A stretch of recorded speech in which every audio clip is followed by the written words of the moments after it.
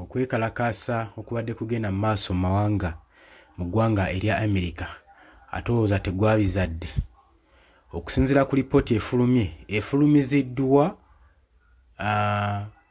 Secretary of State wa America Rubio kyayika mukambwe muko bakambuwadde bameze n'okuluma ne baluma kati era ensonga y'okufuna visa egenda kaluba muko bwe yeetaaga visa ng'ogenda mu America bigenda kalubira ddala singa waliwe bibadde.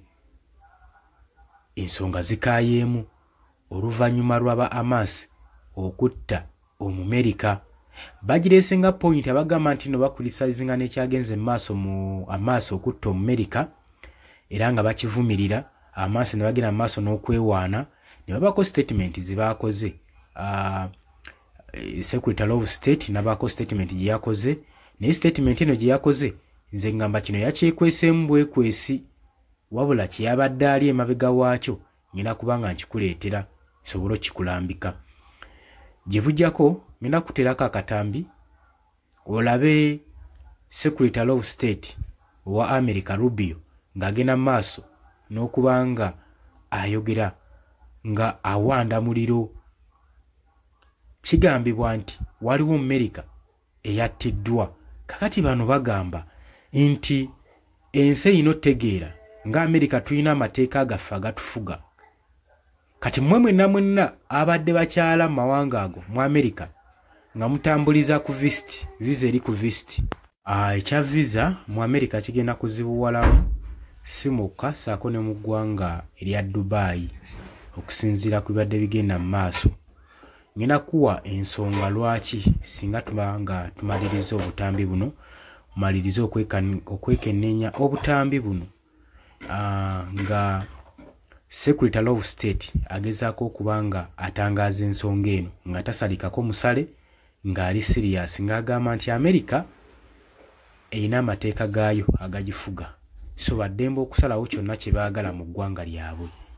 So ekyokutta munnansi munnaabwe mu Hamas kyabanyiizizza nnyo era ne bagenda maaso nga balabula bannabyabufuzi bonna abagenda maaso n'okuwagira ebyobufuzi ebyulimu okutta abantu okuwamba nga beerimbise mu kiti ekyokubeera nti bagenyi ne bayingira eggwanga erya America ne batandika okusaakiisiza eyo. Agambye ajja bakwata abazzeeyo visa zaabwe zijja kubeera cancelled. Gw'abadde agendera ku visa eya visit kitegeeza bagenda tandika okumonitalinga ddala ogenze kulambula oba ogende mbibyo. Gwe yagenda okusoma naye baagala oteekinge omukisa gwo ogw'okusoma oleme kuyingirira birala. Kale kyekyo nno ekigenda mu maaso mu ggwanga erya America nga Secretary of State waasazeewo wakirambise wekigenda okuba nga kitambula. Kitegeeza ki batunuulidde okwekalakaasa okubadde kugenda mu maaso mawanga ag'enjawulo mu ggwanga erya America. Ne bagamba nti nno kino kigenda mu maaso n'okuba nga kitaataaganya enkola zaabwe nga baba America era nga bagamba gw'omuntu bw'obanga oyagala kwekalakaasa ku ebyo ebigenda mu bukyamu ewammwe genda mu ggwangayo gy'oba oteeka okwekalakaasa so si mu nsi yaabwe. Kitegeeza ki amawanga gano gandibanga gavuddemu. Nagambye message eno eri hidden olw'ensonga bakireese nga bagenda maaso n'okuvumira ekikolwa ekiri mu Hamas ekyatuuse ku munnansi munnaabwe naye mu kaseera ke kamu bagenda maaso n'okuvumirira amawanga ag'abaddugavu naddala bagenda maaso n'okwekalakasiza ku ttaka lyabwe. Naye ng'omuddugavu okwekalakasiza ku ttaka lyabwe jjukira abaana abasajja bajja ne balumba ku ssemazinga w'ekizinga Africa be bamu ku batwala ebyobugagga byaffe bagaggawalidde ku byobugagga by'omuddugavu. Kati ngenda kubanga mumenyaamenyaawo gye bujjako mu maaso awo nkulage waaki omuddugavu asaanidde okufiirwako singa bayeekalakaasizza mu ggwanga erya America. So kulaba akatambi n'oluvannyuma tweyongereyo. If you come to this country as a student, we expect you to go to class and study and get a degree. If you come here to like vandalize a library, take over a campus and do all kinds of crazy things, you know, we're going to get rid of these people and we're going to continue to do it. So when we identify lunatics like these, we take away their student visa. No one's entitled to a student visa. The press covers student visas like there's some sort of birthright. No, a student visa is like me inviting you into my home. If you come into my home and put all kinds of on my couch, I'm going to kick you out of my house. And so, you know, that's what we're doing with our country, thanks to the president.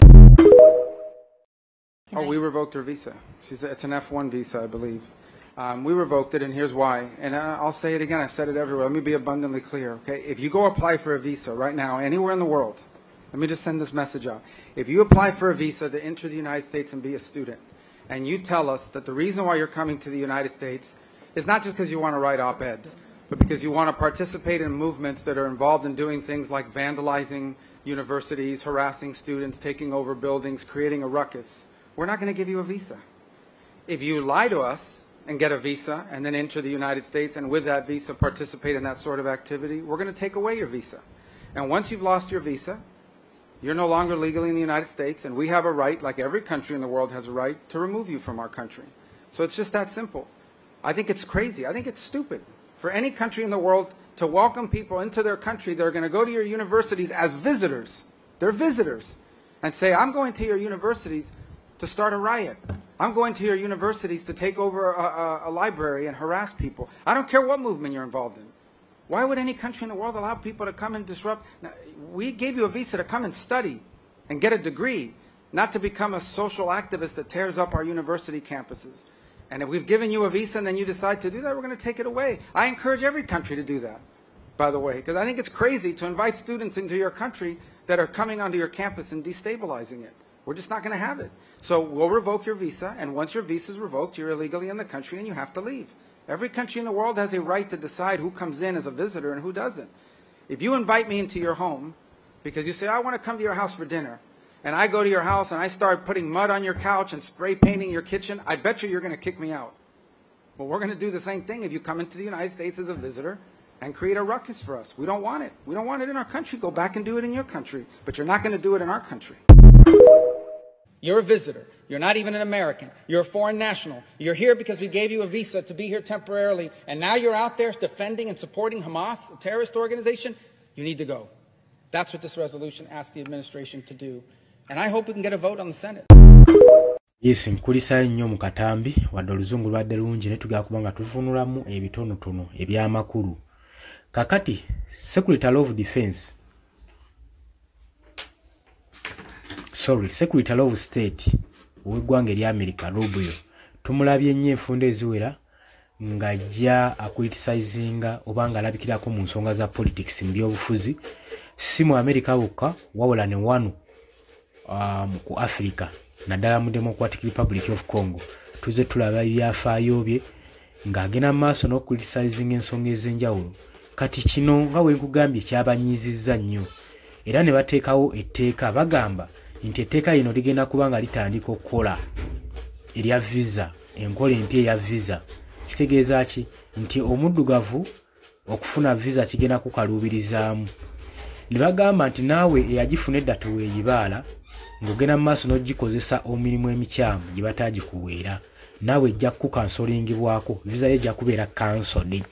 Kati bagenze maaso n'okulabula bana bajjira ku visa ya visit bagenda kuba nga bamonitalinga nga babalondoola ku nsonga ezigenda mu maaso mu ggwanga lyabwe, nti ddala omulimu oguba gubatutteyo gwe baba bagenza okukola ekyo ekibatutteyo kye bagenda mu maaso nakyo. Bwe baba nga bakuwadde visit visa kitegeeza ogenda kulambula omala oddeyo. Era abagambye tosobola kukyaza mugenyi wuwo gwe tuwadde invitation ajja alambule nga mugenyi ewakaawo n'atuuka n'ayingira ekisenge, n'ayingira effumbiro, n'atandika okwemolera mu by'emufumbiro, n'atandika okwemolera mu by'ekisenge. Agambye omuntu oyo oba omusamba busambi n'omufulumya n'ava mu makaago.